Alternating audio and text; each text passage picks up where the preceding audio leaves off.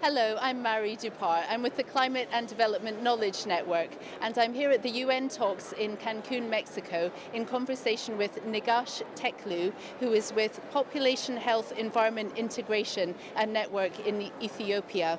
He's also a member of the Ethiopian government delegation here at the United Nations talks. He's a former member of parliament in Ethiopia, and he's managing director of a news agency in Ethiopia. Negash, how is climate change already affecting human health in Ethiopia? It is highly affecting the people because there is increase of temperature. As a result, there are environmental changes, impacts. In addition, there is flood, which is affecting. There is erratic rain, which we were having them as normal. We no more get them. For example, just last year, the rain started in April, but we were expecting it sometime in June, and it stayed for long. It should have stopped sometime in September. So this way, there is climate change. As a result, even the health of the people are impacted because of this. You talk about changes in the rainfall. Does that make populations more susceptible to certain diseases? Whenever there is change of environment, even the months of the country are being changed. All the culture related to the months are being changed. So as a result of this, it is affecting the health and their preparedness. They know the known months, but now they have new which are not prepared. Even their livestock, if they prepare grass for some months, if it is not coming, they are being affected. So in their food system, in their living culture, in everything, it is impacting. It sounds like these kinds of changes would have an impact on food security, potentially through agricultural productivity, and on people's nutrition. Is that the case? Yes, if there is erratic rain, then the preparedness of the farmers is being affected. If they cannot harvest on time, when the rain comes, then the product of their harvest will be affected. If they cannot harvest it on time, once it is in the field, it will affect also the harvesting time. I can give you the example, still what is happening now in Ethiopia. Because the peasants were prepared to plow their land sometime in June, but it rained before, they were not ready. It stayed for long. After September, almost all their products were on the field. It is damaging it. This will affect the income, their livelihood security, and their nutrition will be affected directly. This is what is happening because of the climate change, what we are facing in the country. Do these negative consequences affect women and men in different ways? In our society, women are responsible to many of the household activities, including the farm activities. Once there is a problem related to climate change, it will add the problem they had. And as a result, for example, if there is too much heat, springs, rivers will dry. As a result, women who were fetching water, going far away, still they will travel more. Equally, if women had a farm that was having good product, if it is being affected because of the heat, then they have nothing and this will affect their life. Equally, if they were fetching woods, if it is being affected, they have to go long way.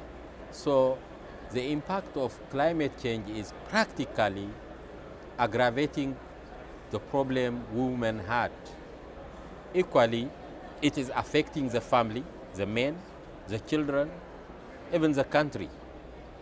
That's why we are appealing and calling in these negotiations that developing countries should be supported in their adaptation mechanism, because the effect of climate change is stronger in these developing countries like Ethiopia.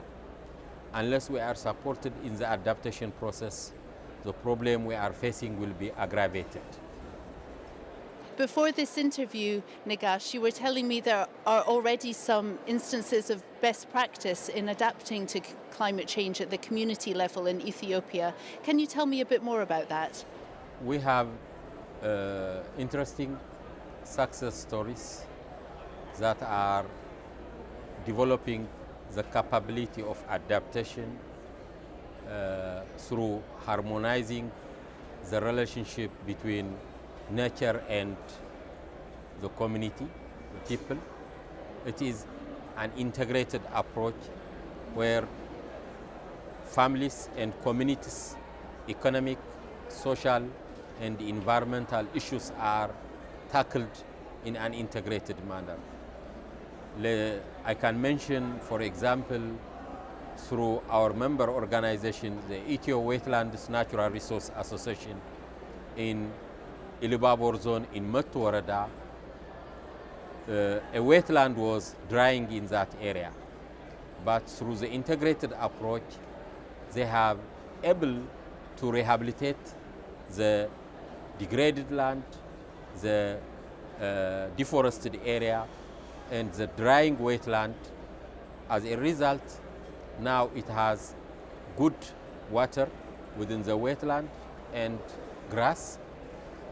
Whenever there is drought, those communities who are living in that site, they are not now migrating to other place, because through the integration approach that was applied, watershed management, family planning component, energy use like stoves and solar kits, even through livelihood interventions, the community is intact and their income is improving. Even women who are supported through the microfinance approach in that community, they are improving their life. Through the family planning intervention, they are balancing their family size.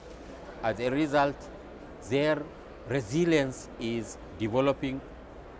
So adaptation is how we can create resilience to any kind of climate impacts.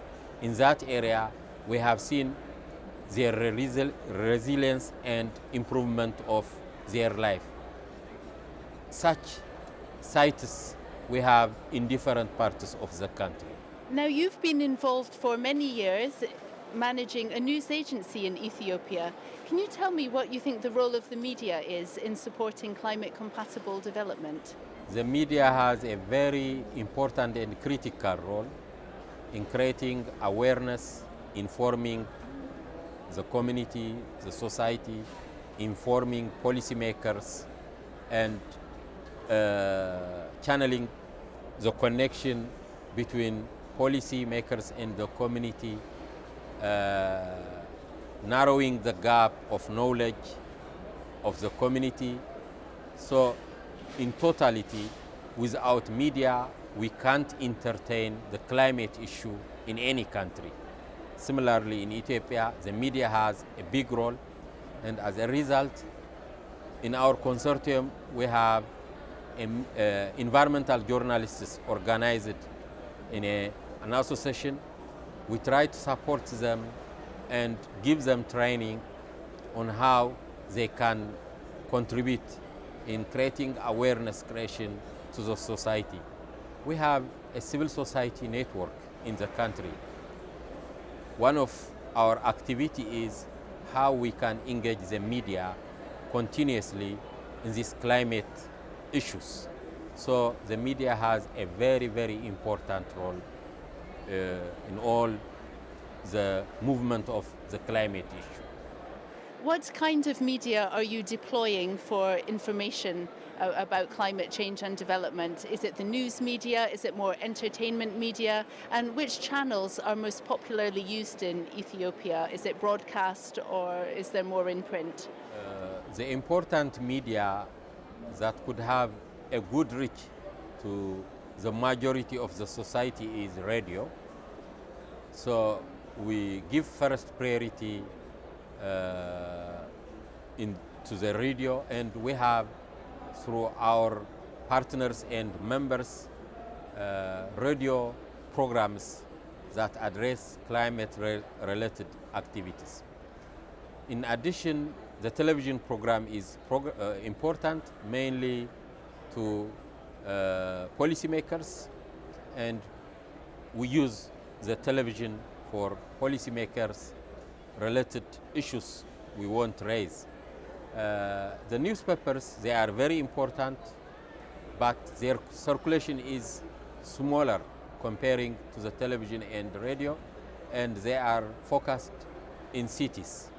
So yes, we give attention also to the print medias.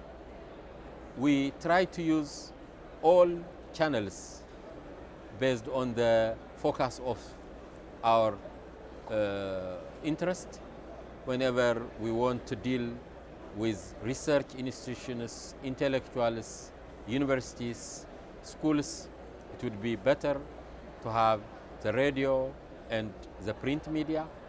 Whenever you want to deal with policymakers and intellectuals, people who are living in the urban area, you need to deal with television. If you need to reach the rural area, the best is radio. So we try to use on the issues we want to address and the audience we want to reach.